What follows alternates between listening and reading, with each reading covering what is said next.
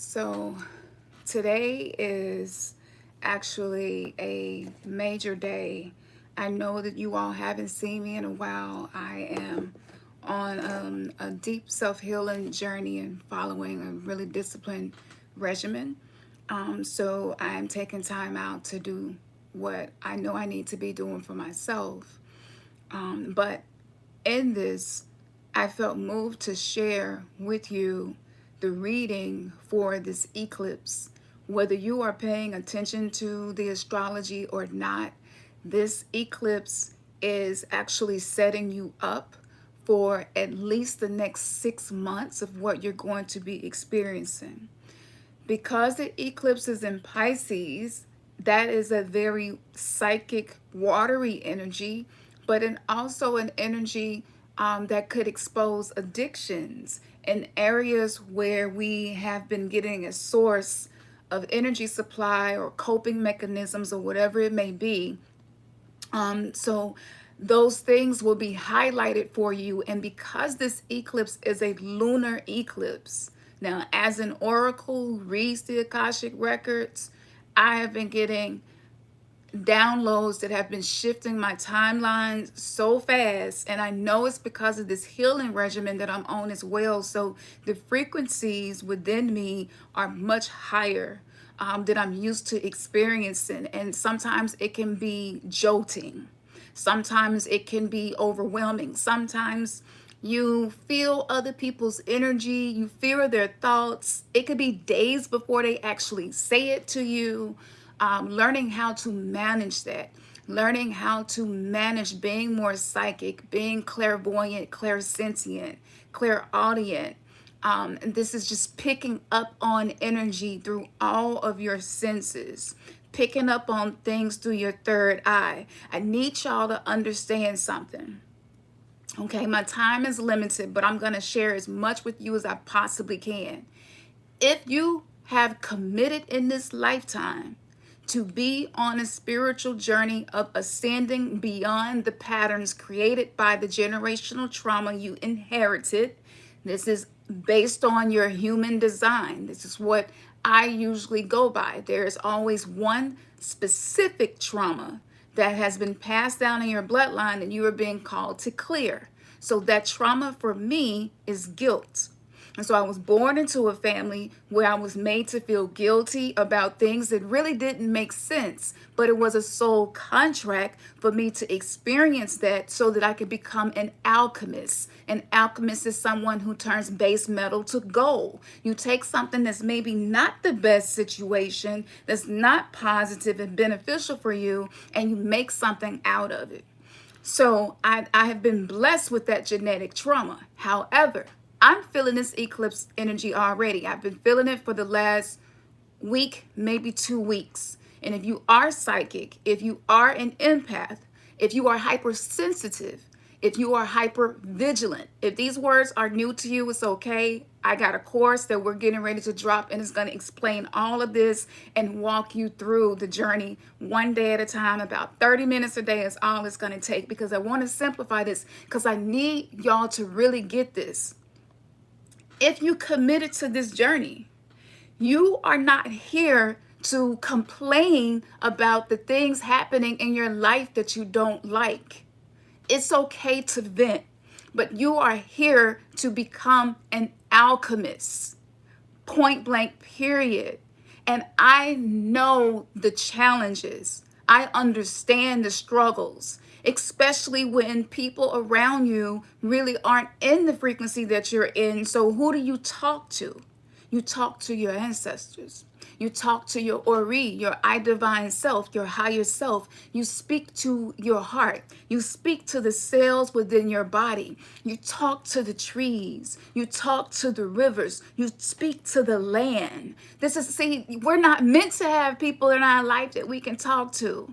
I need y'all to understand this. Mostly everything that my clients bring to me as negative, I turn it into gold. Like within 20 minutes of talking to me, I take something that they have been struggling with maybe their entire life and show them the gold in it and tell them how to get the gold.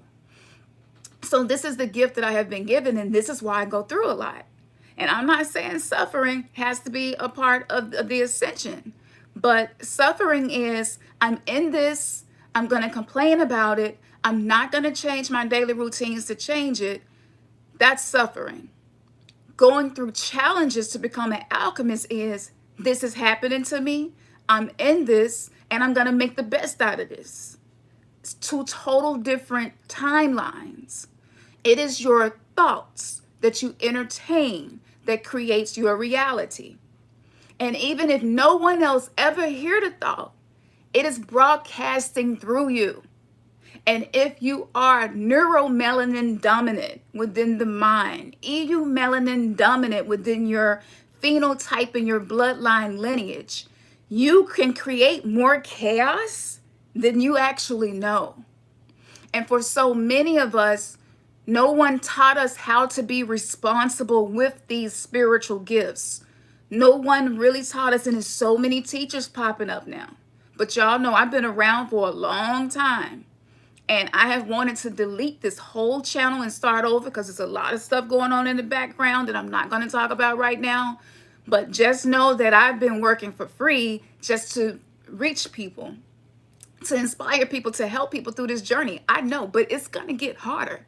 It is going to get more challenging. But if you have your routines in place, if you are connecting with your ancestors, let's say you don't know who your ancestors are, you don't have to. They know you. It's embedded within your molecular structure. So I want you to pay attention to, how am I coping? When I feel bad, sad, mad, depressed, lonely, mistreated, misunderstood, what am I doing to cope? Right? I want you to really pay attention to that. A lot of us are love addicted because we were raised with media that taught us to be love addicted, especially for us women. It was find your knight in shining armor. He's going to save you from whatever mess it is that you grew up in. You hope for that. You look for relationships. You let a whole lot of shit pass. You didn't really have any standards. Boundaries was a word that we didn't even have in our vocabulary until really the awakening started to happen. So we invited a lot of chaos into our lives because there was unprocessed chaos inside of us that needed to be seen. So as being a representative of the dark goddess is an energy of the divine feminine that goes into the subconscious mind to share what's hidden that is creating what is seen. And so to do this, it takes a lot of discipline.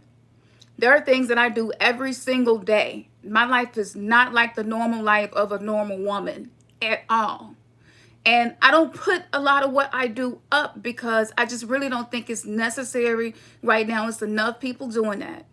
However, I think that it is very important for you to start connecting with dark feminine energy. It has nothing to do with being evil. It has nothing to do with black magic. It can, but it doesn't. And it's so much that I could teach about that, because a lot of us been doing black magic our whole lives and just don't know it. You know, if you gossiping, you're doing black magic. If you're complaining, you're casting spells against yourself to not have the experience you desire to have. So that's another topic for another time. I'm not going to say y'all going to be seeing more of me. I don't know, but this eclipse called me. And recently, let me say this before I get into this card, because I pre-shuffled and pulled this card, and I want to introduce you to a Hindu goddess. And some people would say, well, the Hindu pantheon is really not something we should be using, but we have someone that they're trying to elect as president whose heritage goes back to India, who is named after a Hindu goddess. What does that mean? That means that even our geopolitical state is calling for a dark feminine to be in a position of rulership. Okay? So pantheons isn't restricted by your culture, because really a lot of us don't know what we are and what all we're mixed with. But many of us are called to be so expansive in consciousness. When you step into 5D, the pantheons no longer blur the lines and create restrictions. Okay, so I'm going to teach y'all about a Hindu goddess that came to me, and the way that she came to me was I fell asleep, I woke up, and when I woke up, I'm sitting with this girl from East India. It felt like I was maybe in Southeast India, looking at the structure of everything around me and the architecture and the design. And she was getting initiated. And the guy was, after he initiated her, he was calling for protection over her third eye because the third eye had been opened to a whole new level. I saw her go through leaving her physical body for a moment and coming back into her body. Cities were activated, new psychic abilities. These are currents that are within us. It's 72,000 current circuitry within each of us, and each one of them can connect us to a psychic ability. That was happening, and then she turned to me and asked me, was I ready? And I was like, yes. So immediately her face shifted to two faces. And I remember thinking to myself, why is this happening?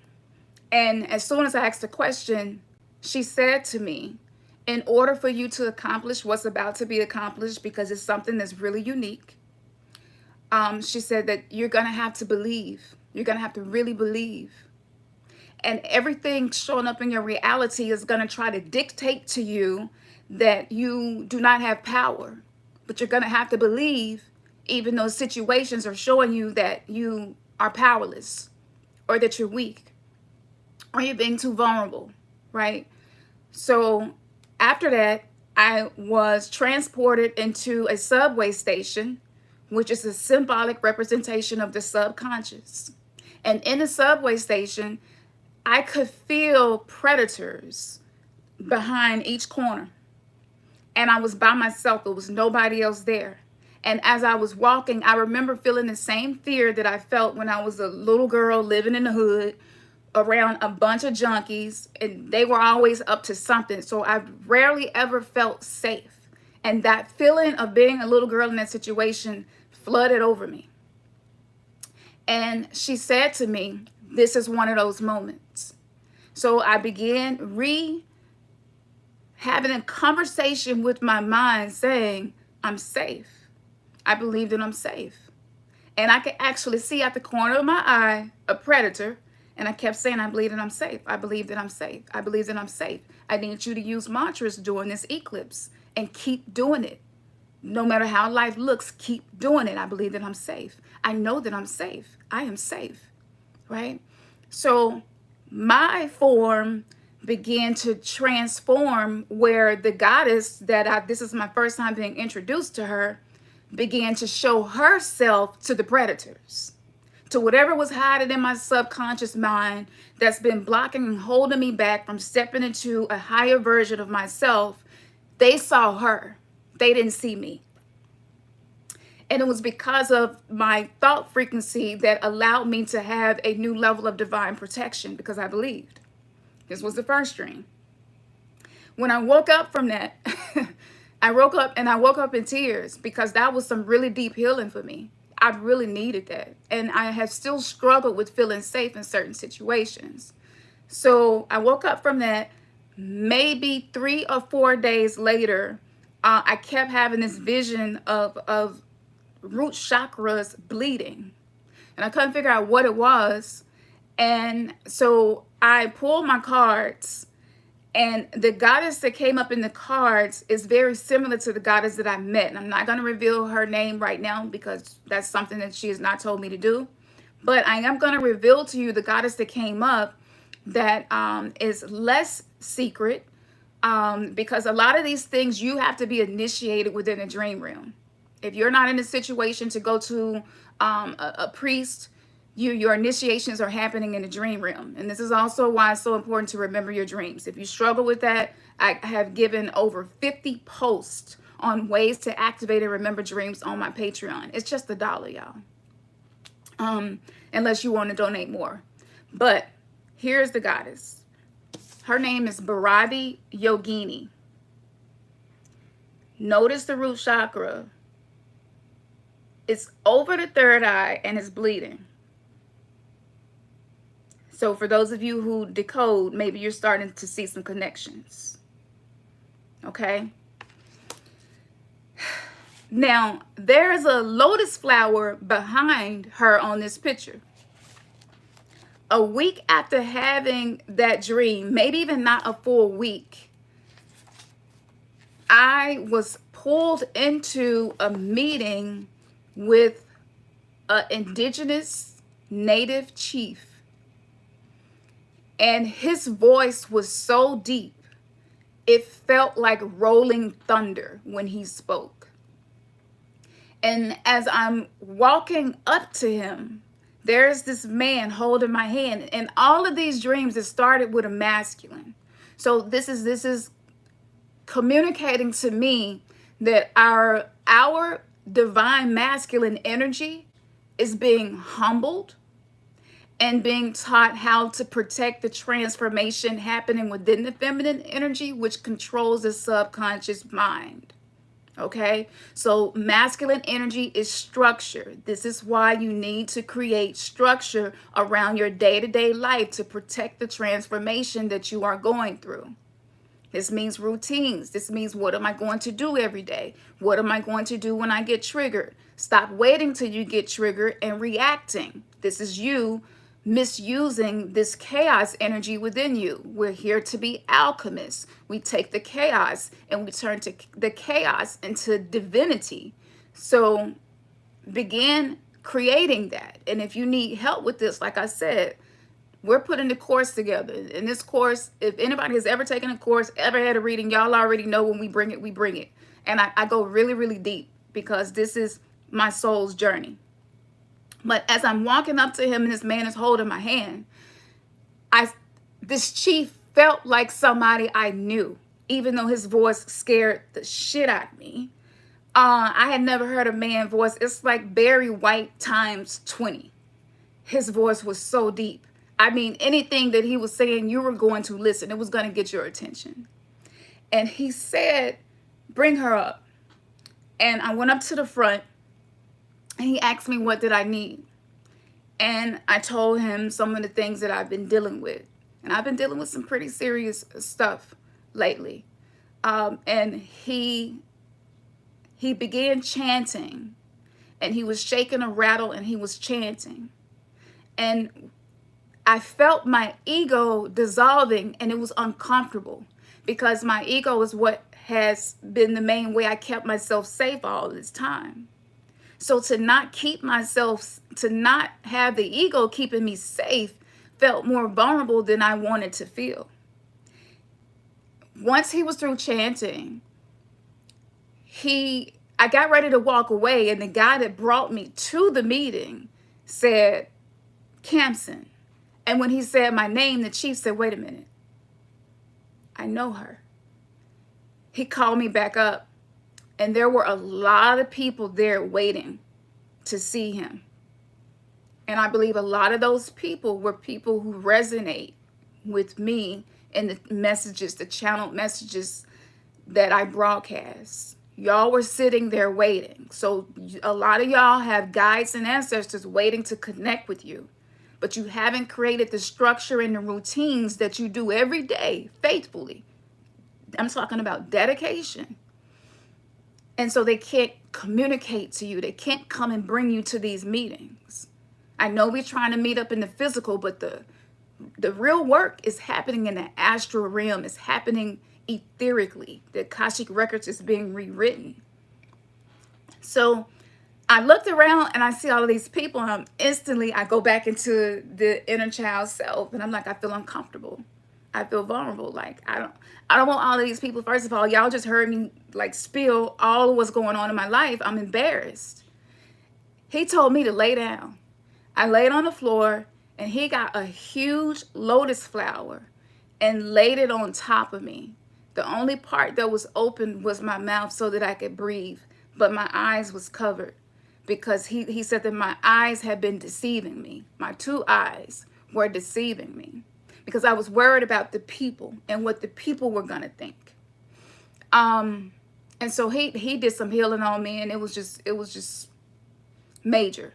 So I come from these two dreams, and this is the goddess that came up, and having the lotus flower, having the third eye, with the blood, the red dot, having a root chakra, it all made it make sense, because the root chakra is where the inner child lives, right? This was created between being in the mother's womb to about 7 years old. So Baravi Yogini, sublime Baravi, fierce with sacred rage, cannot be deceived nor deterred. She is unflinching, fearless, and determined. She causes that which is unworthy of the soul to flee and secures divine protection for the authentic soul path. Her presence empowers our hearts to face our fears and signifies that we are ready to overcome anything that has held us back. She gives the power to fulfill our heart's desires and reminds us to embrace our unique path with confidence. The sixth of the Mahatviya wisdom goddesses is Baravi. She is the wrathful emanation of Kali Ma and the conqueror of fear. Her name means both formidable and terrifying. Why would we be afraid of our beloved Divine Mother? We can recognize that she is fearsome in the sense of divine magnificence and inspiring awe. Like a force of nature powerful enough to rattle our inflated sense of entitlement and invincibility. She becomes something we can revere because we recognize with relief a power so much greater than the small-minded workings of ego. We can dedicate ourselves to alleviating the suffering we see in the world, if that is what motivates our hearts. Yet we can also take refuge from becoming disheartened by the extent of our task, because we recognize divine greatness and capacity. The entitled mind of a young soul may misinterpret such magnificence as an excuse for apathy. This is why she must be fearsome to such minds. The fear of God is necessary to trigger inner growth until the love of God is enough to motivate our hearts. Baravi is divine wrath. She demands that we meet our potential. There is no playing small when she arises in a reading. Her appearance manifests to give us necessary reminder to step up our spiritual game. Your commitment to the spiritual practices that suit you at this time is strongly encouraged. There are divine forces that will more than match your efforts, and a great deal of progress can be made in a relatively short time frame. If you apply yourself to a task, your progress will unfold more rapidly than you expect. You can accomplish even intimidating prospects if you harness your courage and commit to the process.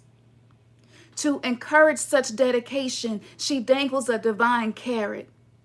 If we step up, her power can become our power of protection, and she will share her other divine powers with us too. She is also known as Siddhi Baravi, the grantor of spiritual abilities, powers, and attainments. She brings out the best in us and conquers the threats to our fulfillment. Her appearance in a reading augurs potential for tremendous accomplishment. Although she may seem downright frightening in what she asks of us, as we often find liberation from our fears by moving right through them, she is beneficent. She is the light of sacred fire and higher awareness, or tejas in Sanskrit. That is the light which provides clarity, the capacity expansion for discernment. Without access to that light, the ego misinterprets guidance to suit its own ends and creates confusion. Her light helps us see and overcome the self-sabotage of ego, and instead tune into genuine wisdom, even if it is not what we want to hear. Genuine wisdom brings peace, relief, and clarity. It creates forward movement on our authentic path. By its effect, it can be known. The warmth of the fire also presents the capacity to be cooked, transformed, ripened, and brought to complete fruition. The soul is the substance undergoing exposure to the Divine Mother's alchemical heat. Hers is the promise that we shall not only dream, but do, and so we shall become what we were born to be. When Baravi arises, we are asked to embrace our true passions and allow them to burn and purify us from within. The Tantras teach that Baravi incites every form of passion and teaches the power to control them. This is why she is Yogini, a female adept that knows how to unleash, yet guide the wild energies of our being for sacred, passionate purpose. Baravi is considered to be the latent energies that exist within the Muladhara, or the base chakra, the root chakra. This is the foundation upon which the body, earthly life, and soul purpose arise in the world. She takes the divine energy from an idea and gives it capacity to become embodied, to take form. Baravi pulls the rug out from beneath us when we are ready for a more powerful connection with truth. She helps us to ground ourselves within our authentic spiritual nature, rather than on the shaky ground of ever-fluctuating external circumstances. It is from this spiritually stable place that we can move from strength to strength, secure in her love and protection as we manifest our passionate purpose. Recognize your inner divine badass and commit to your dreams with conviction. Now, here's the invocation for this. And I know some of y'all are probably going to benefit from playing this back, because this is really, really deep. And I'm telling you, for those of you who caught this live and for those of you who do not, be expecting to see movement.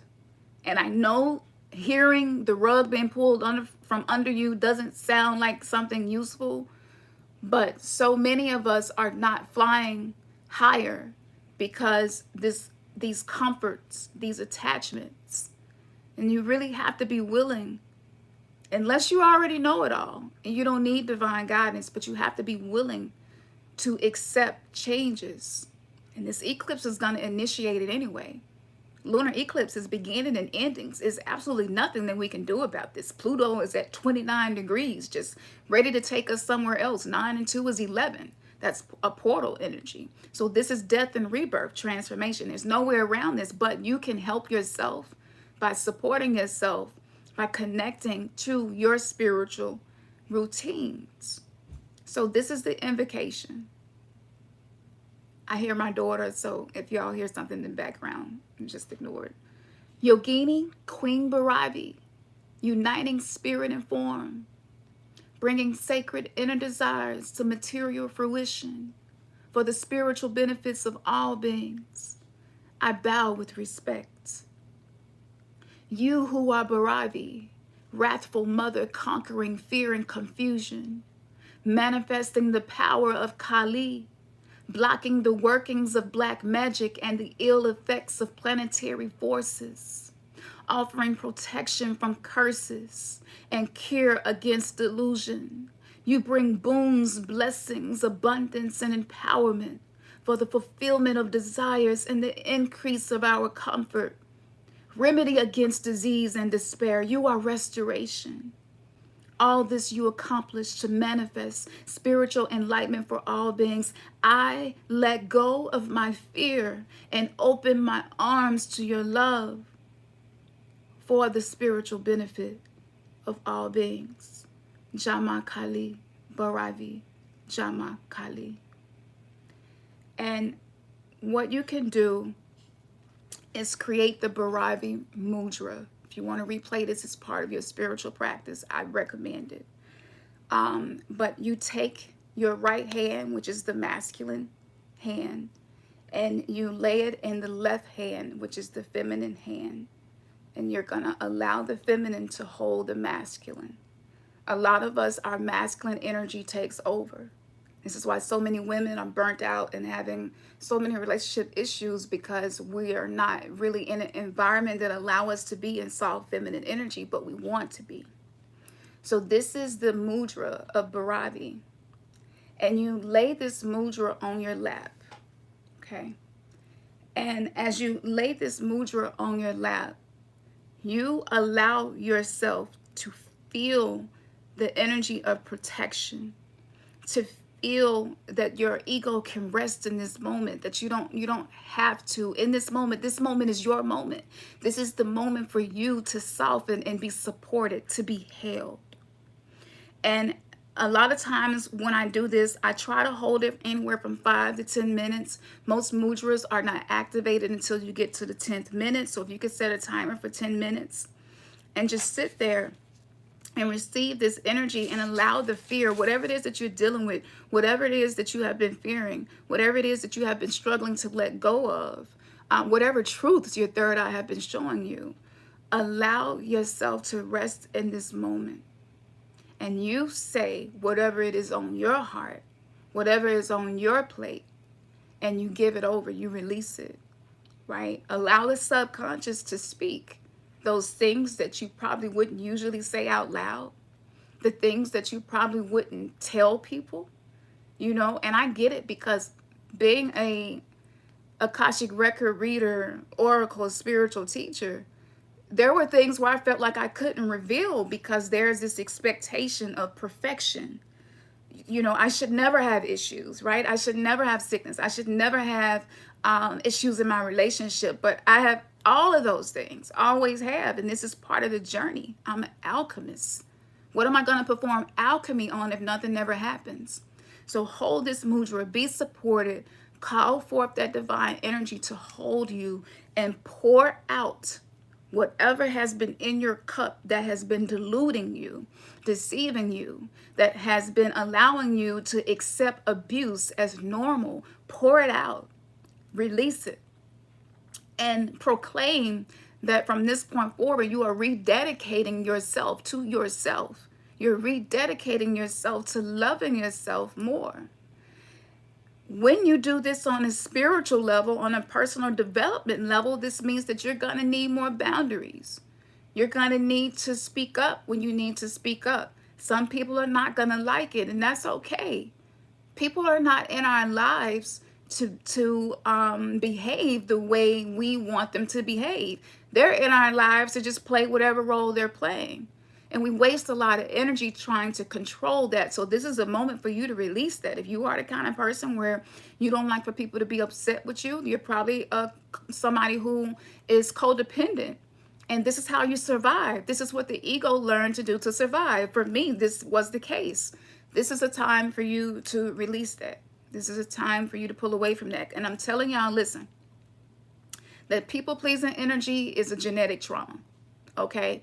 And I know people are saying, well, slaves never existed and there was never a slave ship, Jesus, and where is the ship? I hear all of that. But we know a lot of terrible things have happened on this planet regarding slaves, okay? So with that being said, if that has touched you anywhere within your bloodline, then there's a tendency for you to behave the way you think people want you to behave to avoid being hurt. If you have ever seen violence between police in certain communities, there's a tendency for you to behave a certain way so that you won't be hurt. We tell our sons not to play with water guns outside in the summer because we don't want it to be mistaken for a real gun and they get shot. Like, this is a reality. We live in a world where there are so many things that could happen at any point in time that's unsafe. So codependency, being nice, acquiescing, not speaking our truth, being quiet, repressing our anger, these things are creating cancer and it is killing our liver. Liver processes anger. Lungs process grief. So as you are doing this, breathe deeply. You may even feel pain in your liver on the upper right quadrant of your side of your torso. If that's the case, lay your hands there and exit any repressed anger. It could even be something towards your parents. Some of us have memories coming back to us. Some of us are just not realizing that we were neglected and abused, but we thought it was so normal we didn't think nothing of it. There is a pain that comes with acknowledging that, especially for those of us who are still trying to coexist with our family, even though we have realized we grew up in dysfunction, and that dysfunction has followed us into our adult life. So these are some tips that you can use. I hope that this reading was helpful for you. Straighten your house up. During the eclipse this evening, I would recommend just being in silence, meditating, self-reflecting, journaling, using the mudra. I got meditations here. Just scroll through my videos. My meditations come from these astral experiences. So it's not something that I'm making up on the fly. But yeah, you could do that and try to refrain from eating out if you can. Maybe even some intermittent fasting. This is going to help you, because trying to digest heavy meals while you're going through an eclipse is just going to make you feel heavy and make it harder for you to release things that it's time for it to go. And there are a lot of other tips that I have for any other past lunar eclipse. I gave tips in that. Most of my content, like the major transformative stuff, is on Patreon. It's just $1 or more, whatever you want to donate. But go there if you're serious about this journey. I'm keeping it there for a reason. And as I go through these transformations, things are going to be really, really different and next level from here. But everything that has come through me is timeless. And that's because I'm a white galactic wizard. That's my galactic signature. If you don't know what yours is, you can learn it on Patreon as well. It's not hard. It's just a little bit of decoding that you're going to do.